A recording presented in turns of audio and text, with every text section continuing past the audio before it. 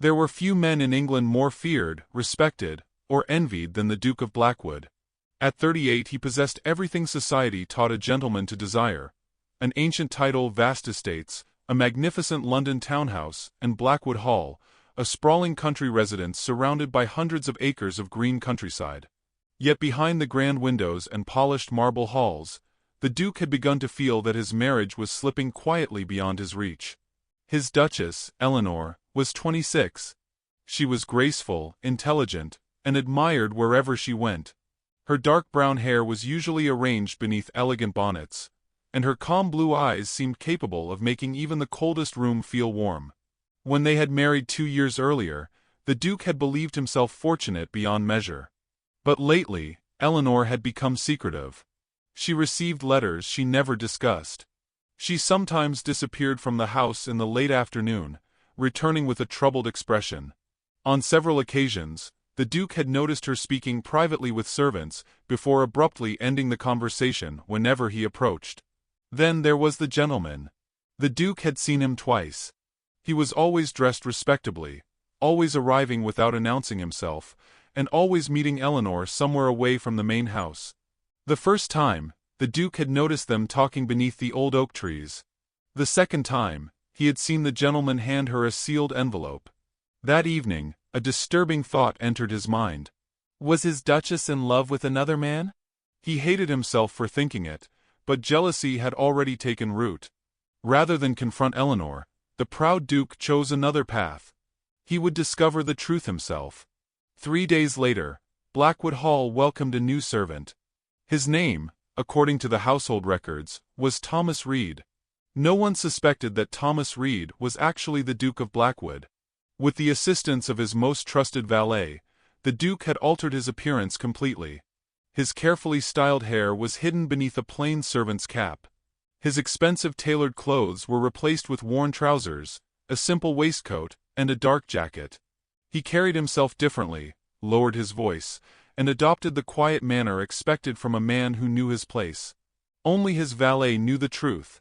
The Duke began his strange investigation from within his own household. He expected to discover secret meetings, romantic letters, or perhaps some hidden evidence of betrayal. Instead, he discovered something he could not understand. The Duchess was kind to the servants. Not merely polite, as aristocratic ladies were expected to be, but genuinely concerned. One morning, disguised as Thomas, the Duke watched Eleanor enter the kitchen carrying a small basket. "Mrs. Collins," she said softly, "has the cook prepared the extra bread?" The housekeeper nodded. "It is ready, Your Grace." "And the medicine for the Miller children?" "Already sent." Eleanor smiled. "Good. Their mother looked exhausted yesterday." The Duke stood silently near the doorway. Why would she care so deeply about a tenant family? Over the following days, he saw more. Eleanor quietly paid the overdue rent of an elderly farmer whose crops had failed. She instructed the steward to reduce another family's debt. She secretly gave warm clothing to children whose parents could barely afford coal. Then the Duke discovered something that disturbed him even more. Eleanor had sold a diamond bracelet. He knew the bracelet. It had been one of the most expensive gifts he had ever given her. Yet she had sold it without telling him. One rainy afternoon, the Duke followed her beyond the formal gardens. Eleanor carried 2 baskets beneath a dark cloak, walking quickly toward a cluster of cottages belonging to Blackwood tenants. There, he watched her hand bread, medicine, and coins to a struggling family. The sight unsettled him. If Eleanor truly had another man, why was she spending her money on poor tenants? Still, the mysterious gentleman remained. That evening, Eleanor slipped from the house again. The Duke followed. She walked through the moonlit garden and stopped beneath the old oak tree. A few moments later, the unknown gentleman appeared. The Duke's heart tightened. They spoke quietly. He moved closer, hiding behind a stone column. Then he heard Eleanor whisper anxiously, "If he discovers what we are doing, everything will be ruined." The Duke froze. His suspicion returned with greater force than before. Whatever Eleanor was hiding, it was clearly something she had deliberately kept from him. And for the first time, the Duke understood that the greatest danger to his marriage might not be another man. It might be a secret far more dangerous than betrayal. The Duke barely slept that night. Long after the household had fallen silent, he remained in the small servant's chamber, staring at the ceiling while Eleanor's words echoed through his mind. If he discovers what we are doing, everything will be ruined. Who was the man beneath the oak tree? What were they doing together? And why had Eleanor hidden it from her husband? By dawn, the Duke had convinced himself that he would discover the truth. He would not confront her. Not yet. For the next several days, Thomas Reed remained invisible inside Blackwood Hall. As a servant, he moved through rooms where the Duke himself had rarely entered. He polished silver, carried messages, assisted the housekeeper, and quietly listened whenever servants spoke. What he heard changed everything. Several tenants were struggling. Their rents had suddenly increased. Families who had lived on the estate for generations were being threatened with eviction. Yet the Duchess had repeatedly intervened, using her own money to prevent them from losing their homes.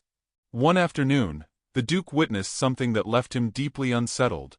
An elderly tenant named Mr. Ellis arrived at the estate with tears in his eyes. His harvest had failed after weeks of relentless rain, and he could not pay the full rent demanded by the estate office. Before the steward could order him away, Eleanor appeared. "How much does he owe?" she asked. The steward hesitated. £30, your grace." Eleanor opened a small purse. "Then consider it paid." The steward looked uncomfortable. "Your grace, the Duke's instructions. My husband would never knowingly throw an honest family into the street because of a failed harvest." The Duke, standing nearby with a tray in his hands, felt those words strike him like a blow. He had never given such an instruction. Someone else had. Later that evening, he followed the steward into his office and secretly examined the documents left upon the desk. The name at the bottom of most papers was the same: Mr. Hawthorne. Hawthorne had served as the Duke's business manager for nearly 8 years. He controlled estate accounts, tenant records, rents, purchases, and payments. The Duke had always considered him efficient and trustworthy. But now, for the first time, doubt entered his mind. The figures were strange. Several payments appeared larger than the amounts tenants had actually been charged. Other records contained corrections written in different handwriting. Some pages had recently been replaced. Before the Duke could investigate further, footsteps approached. He quickly closed the ledger and stepped away. Hawthorne entered. The manager's expression changed when he noticed Thomas standing there. "What are you doing?" "Cleaning, sir." Hawthorne stared suspiciously before dismissing him. The Duke walked away, but his suspicion remained. That same night, he discovered another secret. Eleanor had sold yet another piece of jewelry. This time it was a pearl necklace that had belonged to her mother. The Duke watched from the corridor as Eleanor handed a small parcel to a maid. "Take this to the jeweler tomorrow," she instructed. "But your grace, that necklace was precious." Eleanor smiled sadly. "A necklace can be replaced. A family's home cannot." The Duke lowered his eyes. For the first time, shame began replacing jealousy. Yet he still needed answers about the mysterious gentleman. 2 nights later, Eleanor left the manor again. The Duke followed from a distance. She crossed the garden and entered a small abandoned conservatory at the edge of the estate. Inside, the mysterious man was waiting. The Duke approached silently and listened. "I have found something," the gentleman said. Eleanor immediately turned toward him. "Tell me." "The missing money is not connected to you. Someone has been altering the estate accounts." The Duke's breath caught. The gentleman continued. "And I believe the person responsible has been making the losses appear to be your fault." Eleanor's face went pale. "My husband must never learn about this until we have proof. He deserves to know." "Not yet," she whispered. "If the wrong person discovers our investigation, they will destroy the evidence." The Duke stepped closer. Then the gentleman revealed his identity. "I am Jonathan Hale, a solicitor from London. Your Duchess hired me to investigate the financial records."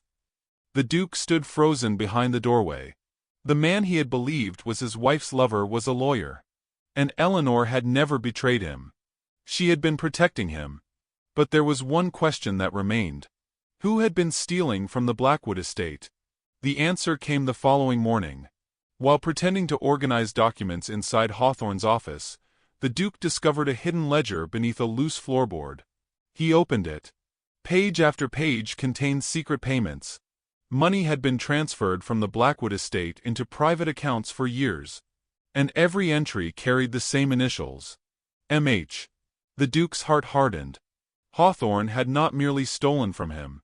He had been building a case to make the Duchess appear guilty.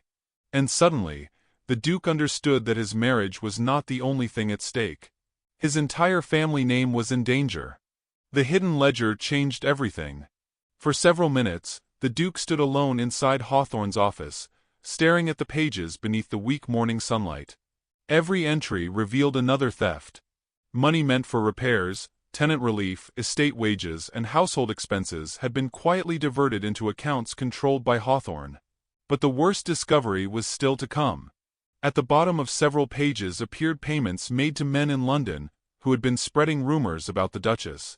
The Duke's hands tightened around the ledger. Hawthorne had not simply stolen from him. He had deliberately damaged Eleanor's reputation. And the Duke had believed those lies. That realization hurt more than the stolen fortune. He closed the ledger and returned it exactly where he had found it. Then he walked through the servants' corridor, wearing the same plain clothes he had worn for weeks. But something inside him had changed. He no longer wanted to discover whether Eleanor was innocent. He knew she was. Now he wanted justice. The Duke secretly met Jonathan Hale that evening in an unused hunting room far from the main house. Hale examined the ledger carefully. "This is enough to begin," the solicitor said. "But not enough to destroy him publicly. Then we find more. There is another problem." "What?" "If Hawthorne suspects we know anything, he may destroy the remaining records." The Duke looked toward the dark windows. "Then we make him believe he has already won." Over the following week, the Duke remained disguised. He secretly copied financial records, collected letters, and persuaded several frightened servants to speak privately with Hale. One stable boy revealed that Hawthorne regularly sent locked boxes to London. A clerk admitted that he had been ordered to rewrite tenant accounts. A former housekeeper produced letters proving that Hawthorne had threatened employees who questioned his instructions. Piece by piece, the trap closed. Meanwhile, Eleanor became increasingly exhausted. She continued helping tenants, unaware that her husband had discovered the truth. She believed her secret investigation was still hidden. One evening, the Duke watched her sitting alone in the library. A letter rested in her hands. She read it twice before quietly wiping away a tear. The Duke wanted desperately to approach her. He wanted to tell her everything. But he knew the time had not yet come. If he revealed himself too soon, Hawthorne might escape. So he continued his painful silence. Then Hawthorne struck. The following morning, several aristocratic guests arrived unexpectedly at Blackwood Hall. Among them were influential landowners, bankers, and family acquaintances. The Duchess was summoned to the drawing room. Hawthorne stood beside a large table covered with documents. His expression was solemn. "Your Grace," he announced, "I regret that circumstances have forced me to reveal an unfortunate truth." Eleanor looked confused. "What truth?" Hawthorne opened a ledger. Large sums have disappeared from the Blackwood accounts. The evidence suggests that the withdrawals were authorized by the Duchess herself. A murmur moved through the room. Eleanor stared at him in disbelief. "That is a lie." Hawthorne produced several papers bearing what appeared to be her signature. "I am afraid the documents speak for themselves." The Duchess looked toward the assembled guests. "I have never seen those papers." Hawthorne shook his head sadly. "I wish that were true." Behind the guests, the disguised Duke stood motionless. His heart burned with anger. Hawthorne had made his move. And now the Duke would make his. The solicitor Jonathan Hale entered the room carrying a leather case. Hawthorne immediately recognized him. His confidence vanished. "You," he whispered. Hale calmly placed several documents upon the table. "I believe these belong to you." Hawthorne stepped backward. The first document showed the original tenant accounts. The second revealed the altered versions. The third connected the missing money to private London accounts. Then came witness statements. One after another, servants and clerks entered the room. They described Hawthorne's threats. They explained how he had ordered records altered. They identified the handwriting used in the forged documents. The aristocratic guests listened in stunned silence. Hawthorne began shouting that everything was fabricated. But Hale produced the hidden ledger. Hawthorne went pale. "That cannot be here." The room fell silent. Eleanor stared at the ledger, then at Hale. "Where did you find that?" Hale looked toward the servants. "I believe someone inside this household found it." Hawthorne suddenly understood. His eyes searched the room. Then they stopped on Thomas Reed. The servant stood quietly near the doorway. Hawthorne pointed at him. "You!" The Duke slowly stepped forward. Hawthorne's voice trembled. "Who are you?" The Duke removed his servant's cap. He straightened his shoulders. The room seemed to stop breathing. Then he looked directly at Hawthorne. "I am the man whose fortune you stole." He paused. "And the husband whose wife you tried to destroy." Eleanor's eyes widened. Her lips parted in disbelief. "Your Grace." The Duke looked at her. For the first time in weeks, he allowed her to see the truth in his eyes. Then he turned back toward Hawthorne. "You accused my Duchess in front of my guests," he said coldly. "Now you will answer to me." The room fell silent. For several seconds, nobody moved. Hawthorne stood beside the table, his face drained of color, while every aristocratic guest stared at the man who had just removed the servant's cap. Eleanor remained frozen near the fireplace, unable to reconcile the humble servant she had seen for weeks with the husband she had married. Then she whispered, "You?" The Duke looked at her. "Yes, Eleanor. It is me." Her expression changed from shock to disbelief, then to hurt. "You disguised yourself as a servant?" "I did." "Why?" The question struck him harder than any accusation could have. He wanted to explain immediately, but Hawthorne suddenly shouted that the entire performance was a trick. "This is absurd," the manager cried. "Your Grace has been deceived by a solicitor, and a woman desperate to conceal her crimes." The Duke turned slowly toward him. "Enough." His voice was quiet, but the authority behind it silenced the room. He walked to the table and picked up the forged document Hawthorne had used against Eleanor. "You claim this bears my wife's signature." "It does." The Duke placed another paper beside it. "This is her genuine handwriting." Hale stepped forward. "We compared the two signatures. The forged version was created from an older letter. Whoever made it copied the Duchess's distinctive flourishes, but failed to reproduce the pressure of her pen." Hawthorne swallowed. "That proves nothing." "It proves enough when combined with everything else." The Duke opened the hidden ledger. "For 8 years, money has disappeared from my estate. Payments were disguised as repairs, tenant assistance, purchases, and wages. Yet the money never reached the people or businesses named in these records." He turned another page. "Instead, it went to accounts connected to you." Hawthorne shook his head desperately. "Someone must have planted those entries." The Duke smiled coldly. "Then you should explain why the original account books contain your handwriting." A clerk stepped forward. "I can confirm it, Your Grace." The young man had served in the estate office for 6 years. His hands trembled as he approached the table. "Mr. Hawthorne ordered me to change several records. He told me the Duchess had requested it." Eleanor looked at him. "Why did you never tell me?" "I was afraid, Your Grace." Hawthorne glared at the clerk. The Duke noticed the fear and spoke gently. "You have nothing to fear now." That sentence seemed to break the spell over the room. Another witness entered. Then another. Every piece of evidence fit together. The respectable manager who had once been praised as a loyal servant of the Blackwood family was revealed as a patient thief who had built his fortune by weakening the estate from within. Finally, Hale placed one last document on the table. "This," he said, "is the strongest evidence." Hawthorne stared at it. It was a letter bearing his seal. Inside, he had instructed an associate in London to spread rumors that the Duchess was secretly meeting another man. Eleanor covered her mouth. The Duke read the letter without expression. Then he looked at Hawthorne. "So you created the rumor?" Hawthorne said nothing. "You wanted me to distrust my wife." Still silence. "You knew that if I turned against her, she would lose the protection of the one person powerful enough to stop you." Hawthorne's shoulders sagged. The Duke's anger was almost frightening because it was controlled. "You stole from me," he said. "You threatened my tenants. You frightened my servants. You forged my wife's signature.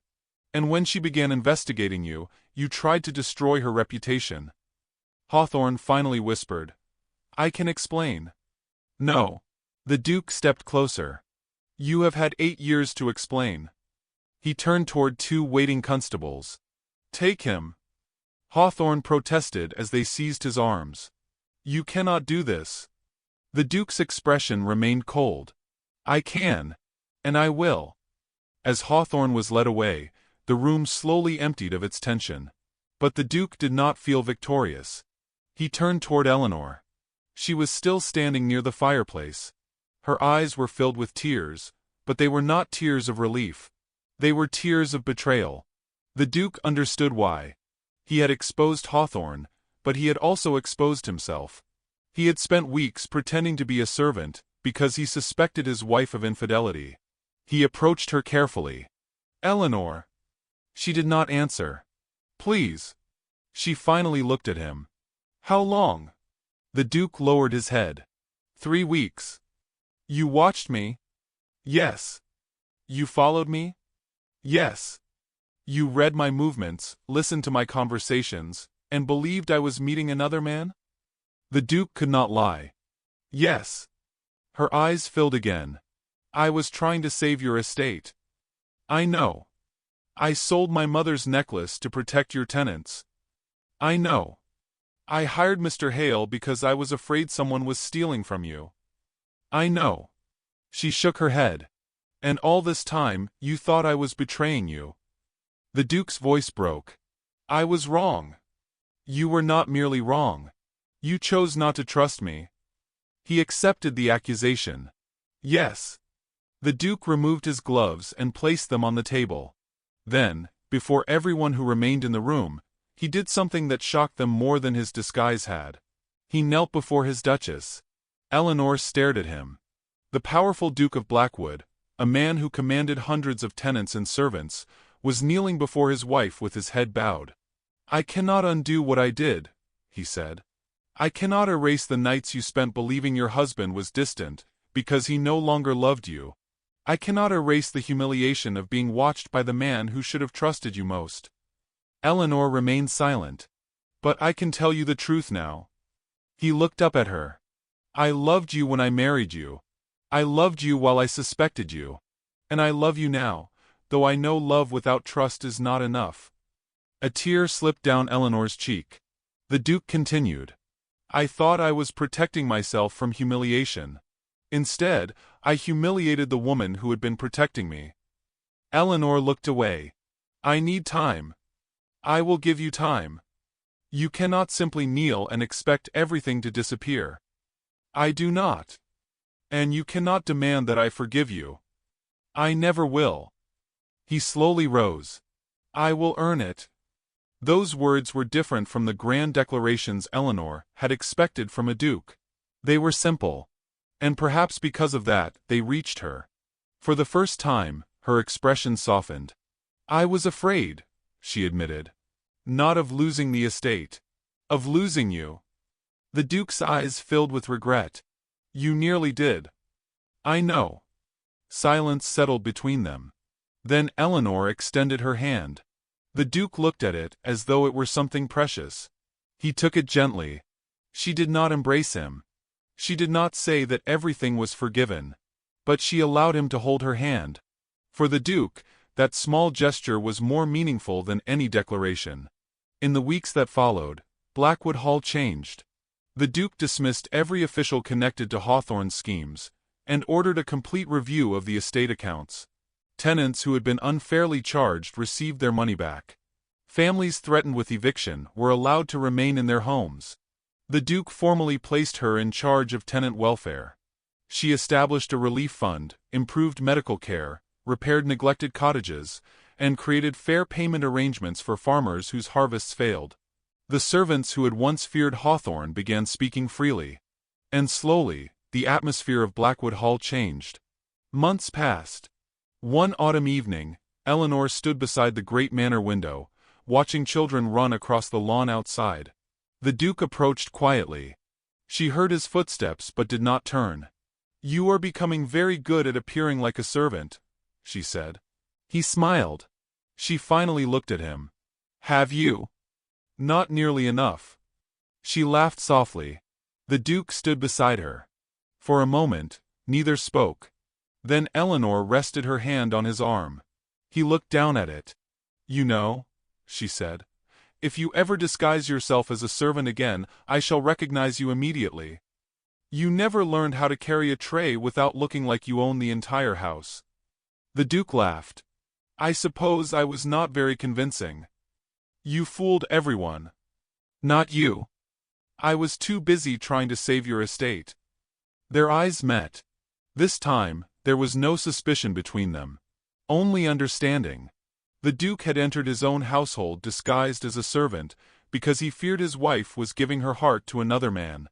Instead, he discovered that she had been giving everything she possessed to the people he had sworn to protect. He had gone searching for betrayal. He found loyalty. He had expected to uncover an affair. He uncovered a conspiracy. And when revenge finally came, it was not the Duchess who suffered for his suspicion, but the man who had tried to destroy her. Yet the Duke's greatest lesson was not about wealth, power, or justice. It was about trust.